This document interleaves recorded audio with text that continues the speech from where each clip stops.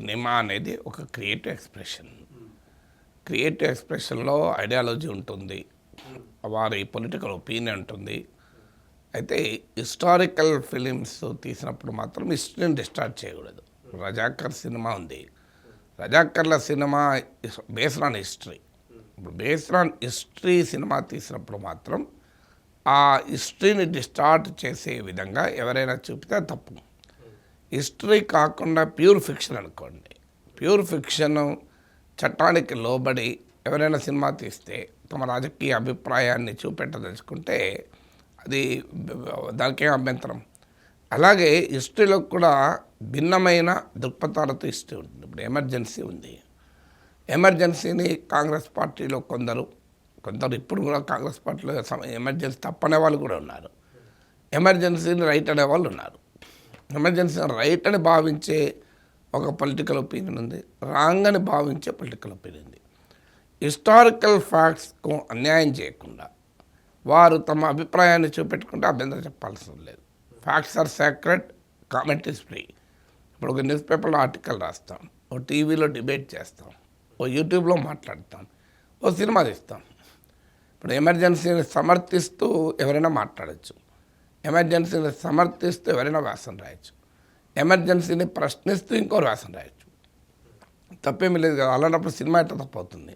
కానీ అదే సమయంలో హిస్టారికల్ ఫ్యాక్ట్స్, ఎమర్జెన్సీలో నాజీలలాగా కాన్సన్ట్రేషన్ క్యాంపులు పెట్టి 1,00,000 మందిని చంపారు అని కనుక చెప్పారనుకోండి, హిస్టరీలో ఎమర్జెన్సీలో నిర్బంధం జరిగింది నిజం, ఎమర్జెన్సీలో భయంకరమైన నిర్బంధం ఉండే, రాజకీయ ప్రత్యర్థులను జైల్లో పెట్టమాట నిజం, ప్రజ్ఞ, స్వేచ్ఛ, పౌర హక్కులు హరించింది నిజం. కానీ కాన్సన్ట్రేషన్ క్యాంపులు పెట్టి 1,00,000 మందిని చెప్పలేదు కదా, అది రాంగ్ కదా. అలాంటి తమ నరేటివ్ను డిఫెండ్ చేసుకోవటానికి హిస్టారికల్ ఫ్యాక్ట్స్ను వక్రీకరించకూడదు. కానీ బేస్డ్ ఆన్ ఫ్యాక్ట్స్ నువ్వు ఏ రకమైన క్రియేటివ్ ఎక్స్ప్రెషన్ ఇచ్చినా దానికి అభ్యంతరం చెప్పకూడదు. ఎందుకంటే సమాజాన్ని చూసే దాంట్లో లెఫ్ట్ వింగ్ ఉంటుంది, రైట్ వింగ్ ఉంటుంది. లెఫ్ట్ వింగ్ హక్కున్నప్పుడు రైట్ వింగ్ కూడా హక్కు ఉంటుంది, రైట్ వింగ్ హక్కున్నప్పుడు లెఫ్ట్ వింగ్ హక్కు ఉంటుంది. కానీ ఎవరైనా బేస్డ్ ఆన్ సర్టన్ ఫ్యాక్ట్స్ ఆ ఫ్యాక్ట్స్కు భిన్నంగా కనుక చూపెడితే తప్పు. ఇక మీరు రజాకర్స్ కూడా హిస్టరీ, అదొక ఫ్యాక్ట్. ఏంటి? నిజాం నిరంకుశ పాలనకు వ్యతిరేకంగా ప్రజలు మతాలకు అతీతంగా తిరగబడ్డారు, కులాలకు అతీతంగా కూడా తిరగబడ్డారు. అది భూస్వామ్య వ్యవస్థకు వ్యతిరేకంగా తిరగబడ్డారు. చాలామంది భూస్వాములు రెడ్లు, పోరాడిన వాళ్ళు కూడా రెడ్లే. మీకు బద్దం ఎల్లారెడ్డి, రావి నారాయణ రెడ్డి, భీమిరెడ్డి నరసింహారెడ్డి, వీళ్ళంతా రెడ్లే. ఎవరికి వ్యతిరేకంగా పోరాడారు? రెడ్డి భూస్వాములకు వ్యతిరేకంగా పోరాడారు. మరి అది కులం చూశారా వాళ్ళు?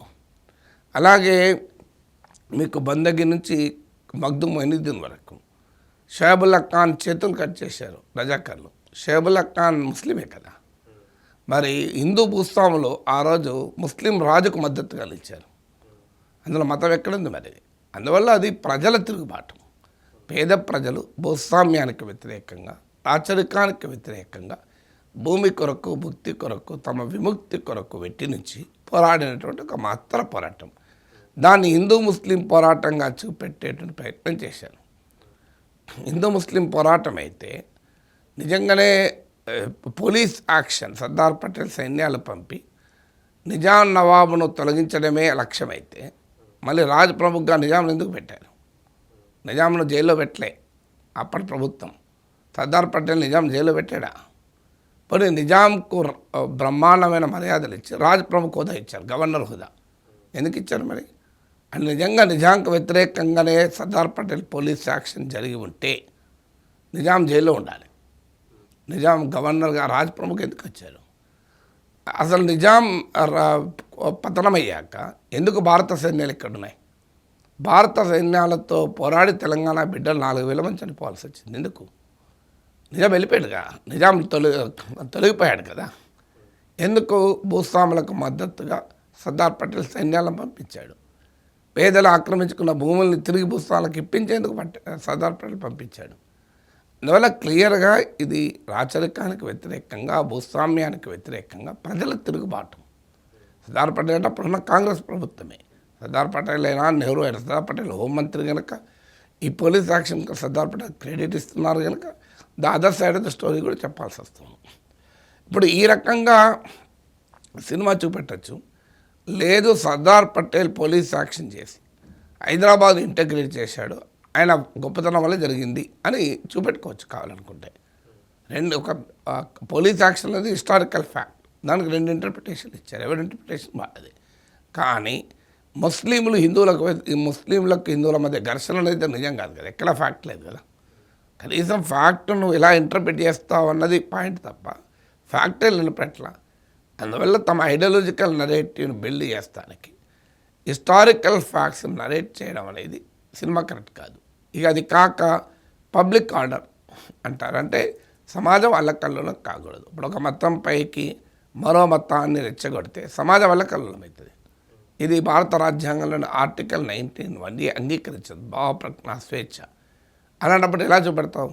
పబ్లిక్ ఆర్డర్, డీసెన్సీ, ఇతర దేశాలతో సంబంధాలు, ఇలాంటి అంశాలను ఈ భావ ప్రకటన స్వేచ్ఛ పనిచేయదు. దానిపైన ఆంక్షలు ప్రభుత్వాలు పెట్టవచ్చు. అందువల్ల రాజకీయ పొలిటికల్ సినిమా రావద్దని ఎవరు అనలేదు. రైట్ వింగర్స్ తమ దృక్కోణం నుంచి పాలిటిక్స్ని చూడవచ్చు, తప్పలేదు. కానీ ఫ్యాక్ట్స్ను రికార్డెడ్ ఫ్యాక్ట్స్, ప్రపంచమంతా అంగీకరించిన ఫ్యాక్ట్స్, అన్డిస్ప్యూటబుల్ ఫ్యాక్ట్స్, మళ్ళీ మీరు అలా ఆ ఫ్యాక్ట్స్ డిస్టార్ట్ చేయదు కదా. మళ్ళీ ఎవరు డిస్టార్ట్ చేస్తున్నారు?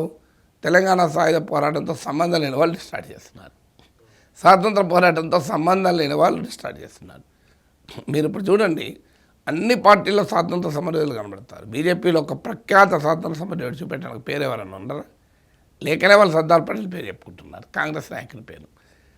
మీరు ఒక్క leader, prominent leader of the freedom struggle, మీ కాంగ్రెస్ నుంచి కమ్యూనిస్టుల వరకు అంతటా కనబడతారు. మీ బీజేపీలో ఇప్పటికీ కనబడరు. చూడండి, show me one prominent leader of Telangana struggle in BJP. ఒక్క లేరు. అంటే మరి బీజేపీ ఐడియాలజికల్గా అప్పుడు బీజేపీ లేకపోవచ్చు, కానీ బీజేపీకి ప్రాతిపదికగా ఉన్న సిద్ధాంత సంస్థలు సంఘటన ఉంది కదా, మరి వాళ్ళు ఎందుకు పాల్గొనలేదు?